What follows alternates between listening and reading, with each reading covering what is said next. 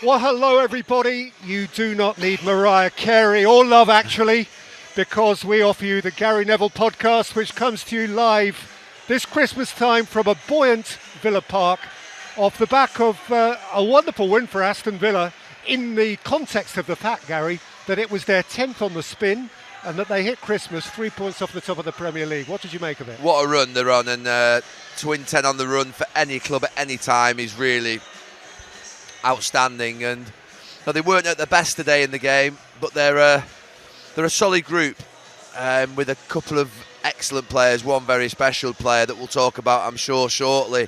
Yeah, today they weren't at it. I thought that Manchester United disturbed them in the first half, playing slightly differently with the system. I expected Villa to control midfield because they usually have. They had Camara in there, they had Onana, then you always have Rodgers dipping in there, McGinn dipping in there, Tielemans. So I was thinking they were going to have five in really narrow, like Unai Emery sometimes goes with, and that they would really outnumber Ugarte and Bruno Fernandes. But the way in which Ruben Amorim set up, packed the midfield, and like I say, that just nullified Villa. It took them quite a bit to work the game. I never actually thought that they played well at any point in the match compared to how they ordinarily would play. But when you've got a special player who's in form, who can score goals of the quality that he did, then you've always got a chance. I just heard a little bit of Roy Keane and Paul Merson talking in the studio about how sometimes when basically you don't play well as a team and you don't function, which can happen, another team does well against you, that you just need your special players and your great players to stand up, and that's what's happened today. But what a run for Villa. They find themselves third in the league. At the start of the season, they were in disarray. You felt, well, is this the drop-off? Is this the end of Unai Emery? There were moments where you're thinking, where's this going? Question marks over Morgan Rodgers. Why are you playing so well for England and not playing for us? And all of a sudden, it's just turned around. It's turned around sensationally for them, and they go into Christmas Day in a fantastic position, only a point off Manchester City, 3 off Arsenal, and looking very, very promising. 7 points ahead of Chelsea in fourth, and that's a big gap. No, it's a long way to go, but Villa looking like they're in a great position to achieve Champions League football. Well, let's talk about Morgan Rodgers then, because this is the sort of conversation people love to have in the pub over Christmas. The top English players in the Premier League, and I wrote myself down a little list. Everybody knows them all. Rodgers, Foden, Eze, Palmer, Dewsbury Hall, Jared Bowen perhaps. Declan Rice plays a different, maybe bigger position. But where in the great scheme of all that are you putting Morgan Rodgers? Yeah, and look, you said there Premier League, but it's worth mentioning Bellingham and Bellingham Kane as well, of course. Obviously, Bellingham fits into that sort of position. It's a real conundrum for Thomas Tuchel as the sort of months get nearer to the World Cup. Look, Rodgers is he's good in a lot of areas. One, I think he can play wide, he can play central, he can receive the ball on the back foot, he's got good awareness, he can go past someone with the ball. Very few players can beat players in central areas of the pitch and receive it on the back foot.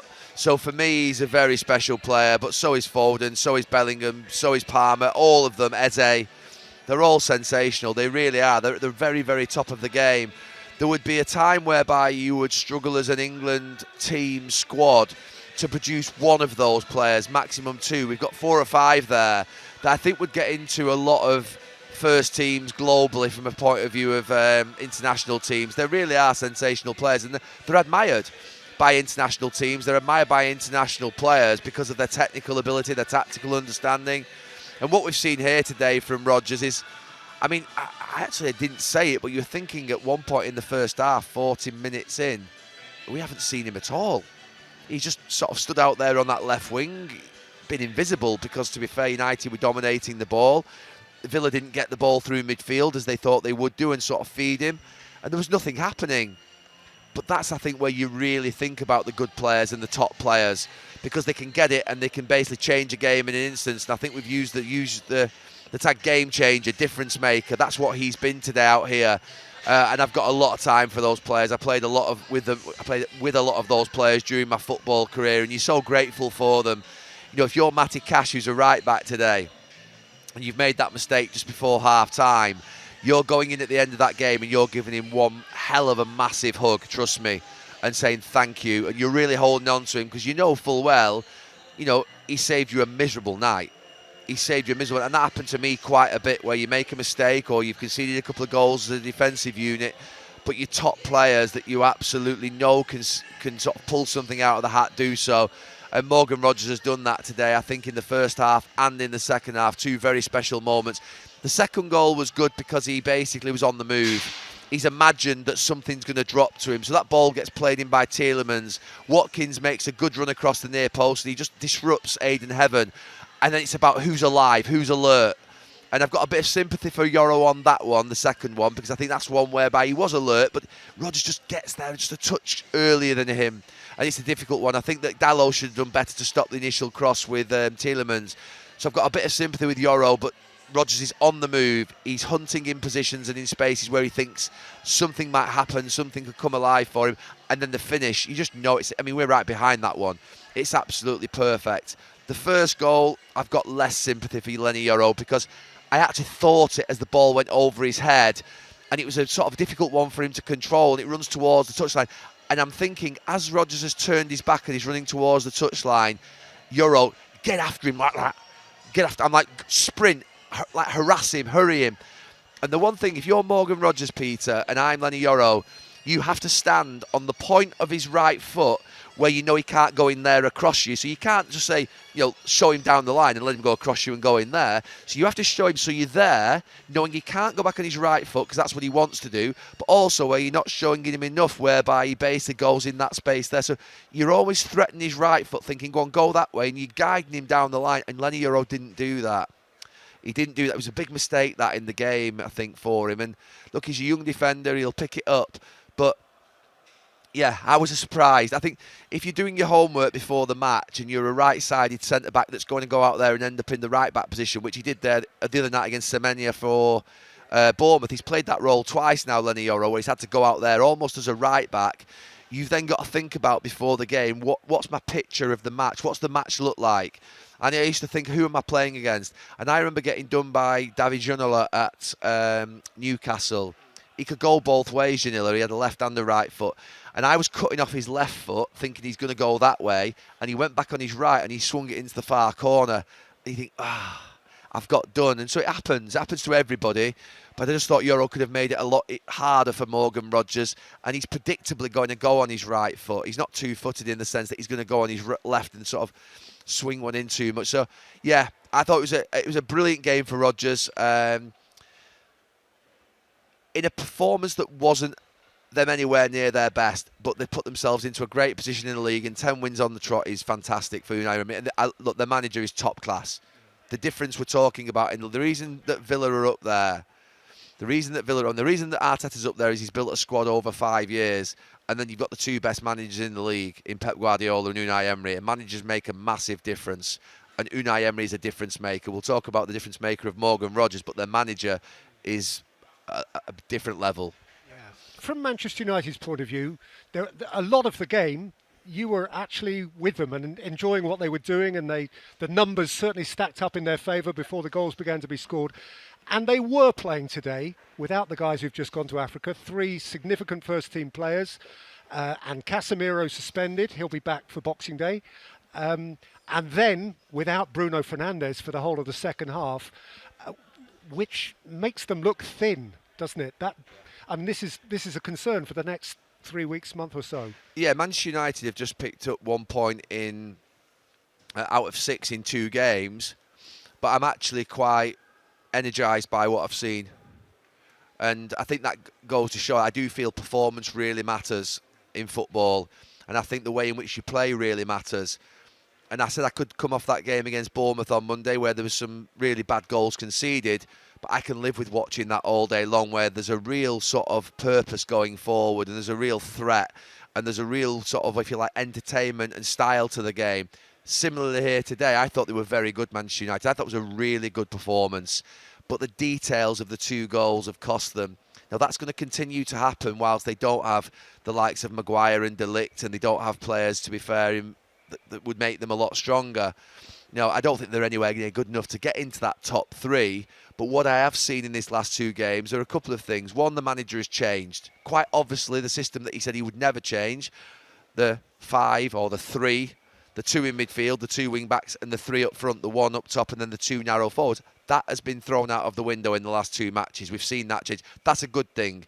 He's still playing principally with some of the same sort of what would be patterns that Manchester United played with under him, but very differently today. He had Bruno Fernandes and Mason Mount in front of Agate, and he pushed Dalot on further on that side, and then he had Cunha and Sesko.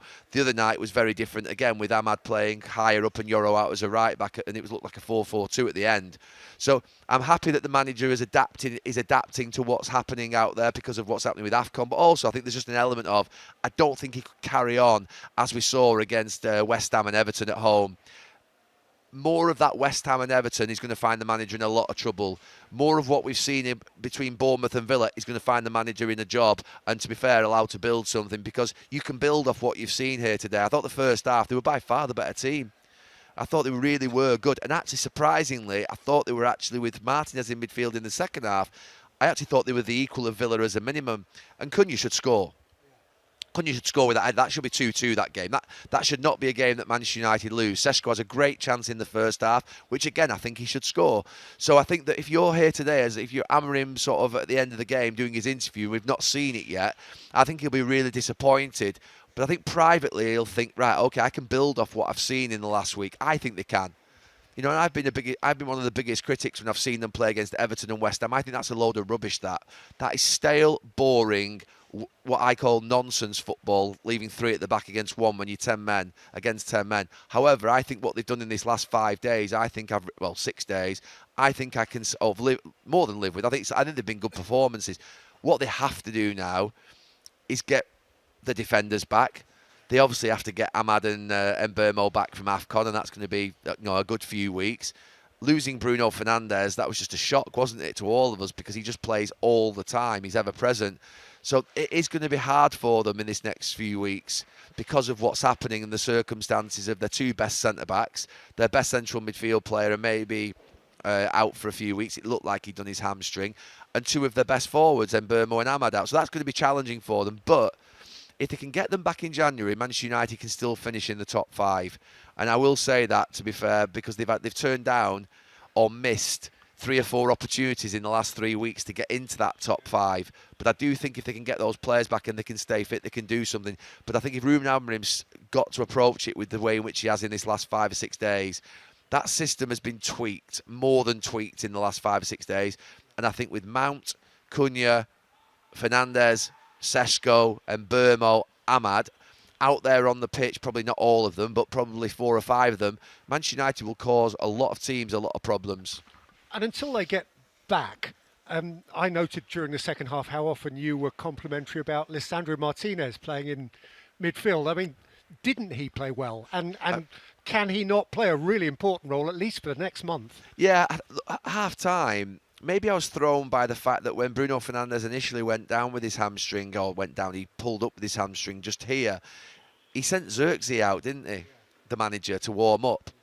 And I thought, yeah, I think that's right. Xerxes can drop in.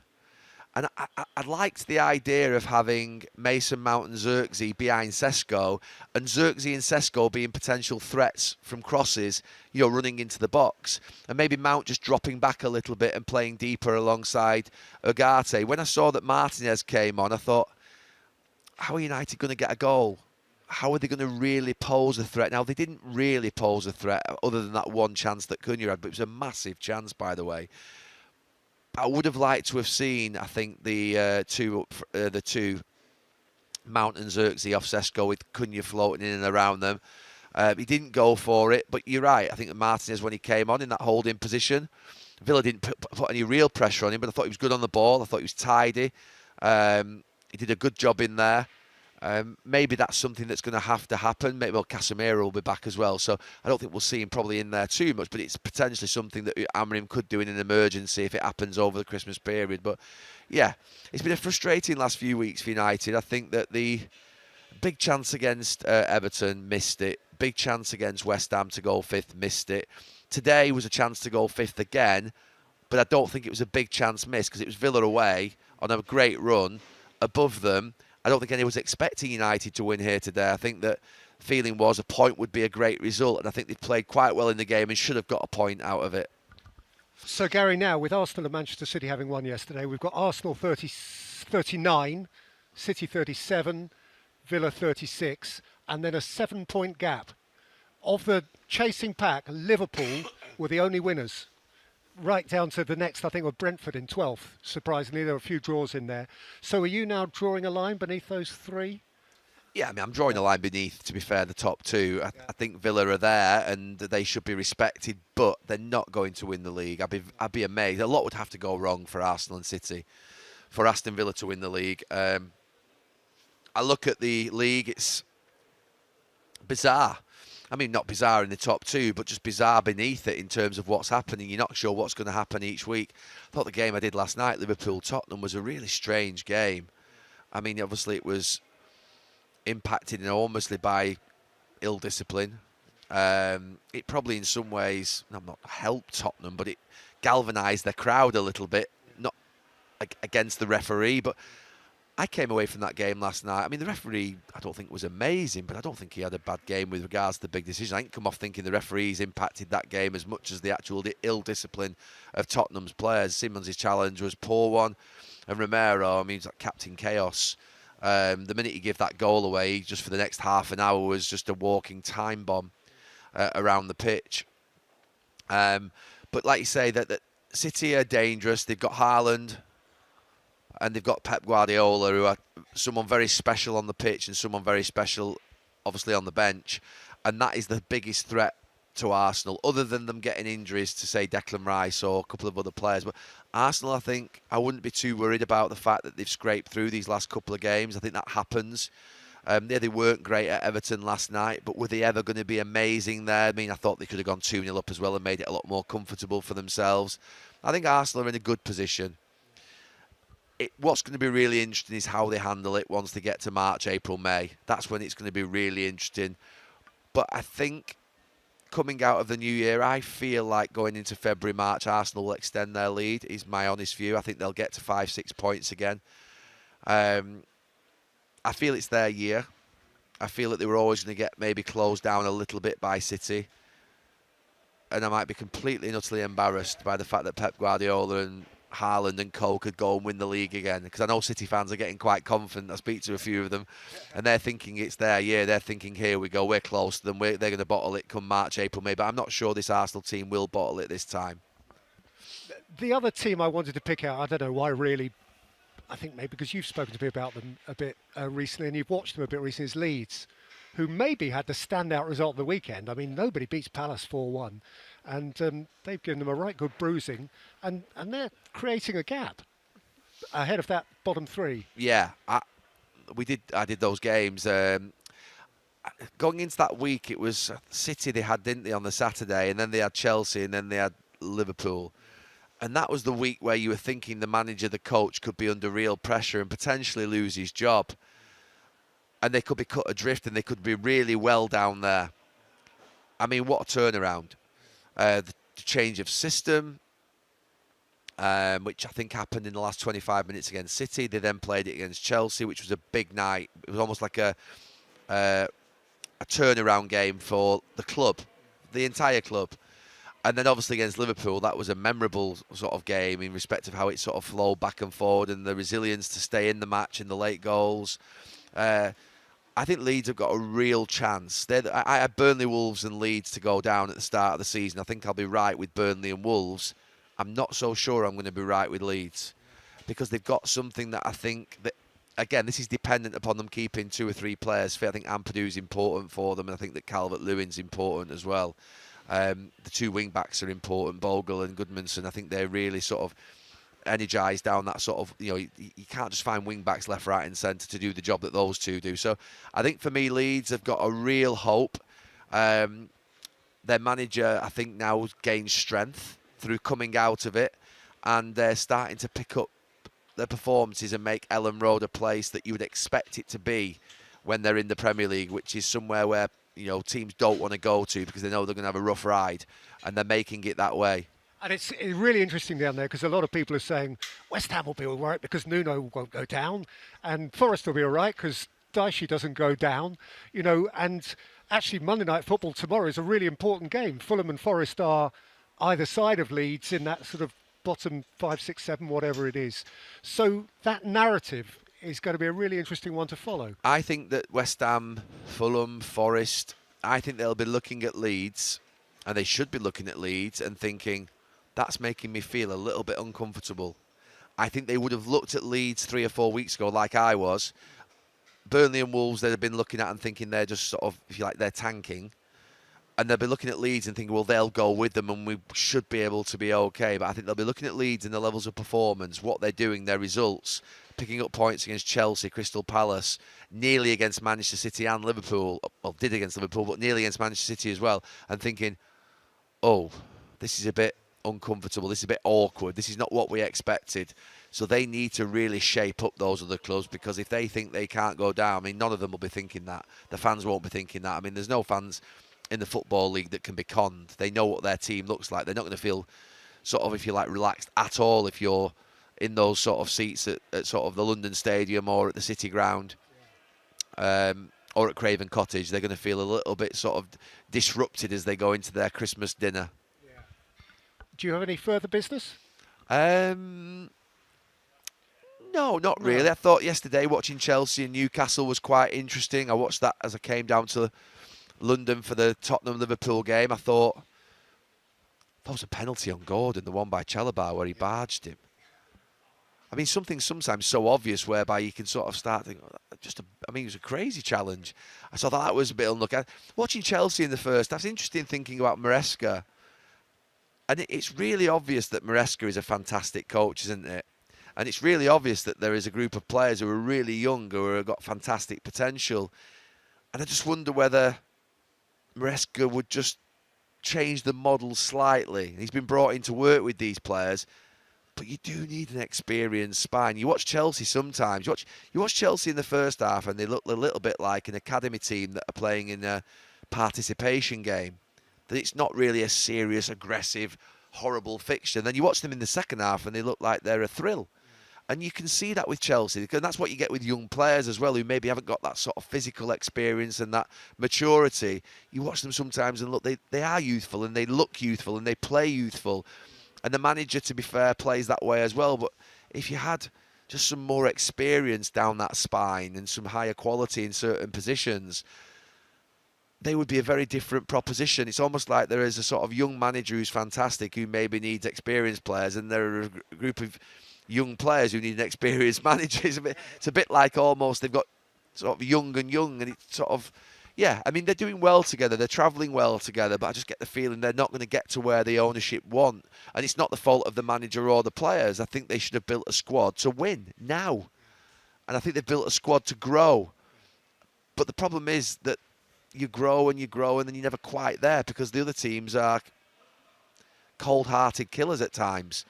You know, the likes of Pep Guardiola and sort of Arsenal look like they're getting towards that sort of way of becoming really horrible and resilient and tough to break down, and they've got beasts in there. And Chelsea needs some beasts.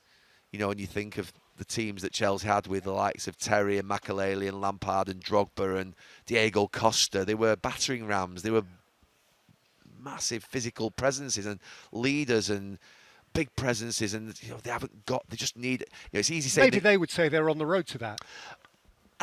They're on the road to that, but I don't see the players in the centre forward position or the centre back position or the goalkeeper position being those characters. I think they're going to have to intervene and help them and give them sort of what would be a spine of sort of real fierce physical characters that gives those young players the ability just to feel like they're safe. You go to Newcastle away, and I travelled there as a 20-year-old into Anfield. You need people alongside you in that spine of your team that can hug you and cuddle you and get you through it. You know what I mean? It's from a football perspective. You know, I had Bruce and Pallister, I had Keane and Ince, I had Hughes and Cantona when I first came in. You imagine how safe you feel as a young player. Those Chelsea young players don't have that safety of the spine. They just don't, and I think they need that. I'm not saying they need all 6 of those, but they need, one in each position. I don't think they've got it. Maybe midfield they have, but not in the other areas. So, yeah, just interesting watching them. Yeah, I feel like sometimes I'm watching them and I feel like it's quite frustrating because you feel like they could be further ahead. And Newcastle, I mean, they played so well in the first half. Again, such a difference to what they were last weekend against Sunderland. But Yeah, it wasn't to be. They fell away in the second half. They overrun them in the first half and then fell away in the second. Gary, you've been fighting that cold. I have for 2 weeks. It's time you went and wrapped up at home and had a lovely warm Christmas with your family. Yes, thank you. Good on you. Little cough there on the cue. Thank you. Happy Christmas. Welcome to the Deep Dive. We've been looking at a ton of analysis after a huge Premier League weekend. Our mission today is pretty simple. We want you to walk away really understanding the power shifts happening in English football right now. That's right. We're going to cut through the noise on, I think, 3 key things. First, team momentum, specifically what's going on with Aston Villa. Then the role of just individual genius. And finally, the deep structural flaws we're seeing in some of the big clubs. Okay, let's jump straight in with Aston Villa then. The sources are all talking about this phenomenal run. Oh, it's incredible. 10 wins on the spin. Yeah, and just 3 points off the top at Christmas. I mean, that puts them right in the Champions League conversation. For sure. And while Unai Emery gets a lot of credit, and he should, he's a difference maker. Right. The analysis is really zeroing in on a player, on Morgan Rogers. What's so fascinating there is that the data shows he can be, almost invisible for long stretches. 40 minutes and 1/2, barely involved, and yet he's still called a game changer. How does that work? It's because he has this very special ability. He can take the ball on his back foot, turn, and just beat a player right in the middle of the park. And that's where you can really hurt a team. Exactly. That ability to just conjure something when the team isn't playing well, it's immense. And let's talk about the knock-on effect of that. The analysis pointed out that a goal from Rodgers basically saved a teammate, like Matty Cash, from having a miserable night after an error. It shows the real value, doesn't it? A top player steps up when the team as a whole is failing to function. And it exposes defensive mistakes instantly. Instantly. That first goal from Rodgers, it really put the young defender, Lenny Euro, under the microscope. He clearly didn't do his homework. What should he have done? Well, he should have gotten tight, harassed him, and forced him down the line away from that stronger right foot. He failed to cut off the angle. So an individual mistake costs them. Yeah. Let's switch to Manchester United, which is kind of the opposite story. Yeah, it's a strange one. The report on their loss says the analyst was actually energized by the performance. They were better in the first half, apparently, and at least equal in the second. I can see why that sounds, confusing if your team just lost. I mean, yeah. For a fan who just saw their club drop points, isn't that just analyst spin? Why does a manager's philosophy shift matter more than the result? It matters because the analysis suggests they didn't lose because the system failed. They lost because of those little defensive details. So individual mistakes again. Exactly. The manager, Ruben Amorim, he threw his old 5-3 formation right out of the window. That adaptation worked. That's a huge positive, something they can absolutely build off of. Okay, but the short-term reality is brutal. It is. They're stretched so thin. Casemiro suspended. You've got 3 key players at AFCON. Bruno Fernandes is hurt. But the belief is if they get those players back fit, there's still a clear path to the top 5. Okay, let's zoom out a bit. The wider landscape. You've got Arsenal on 39, City on 37, Villa 36. The consensus is pretty clear. Villa probably won't sustain this to win the league. And Arsenal are expected to pull away. Yeah, the prediction is they'll extend their lead to 5 or 6 points by, say, February or March. And the why on that is their set pieces. It's an incredibly reliable advantage that City and Villa just don't seem to have right now. And what about down at the bottom? Well, you've got Leeds with that surprising 4-1 win over Palace. They've changed their system, gone for resilience over flair, and it's working. And that is making teams like West Ham, Fulham, and Forest really uncomfortable.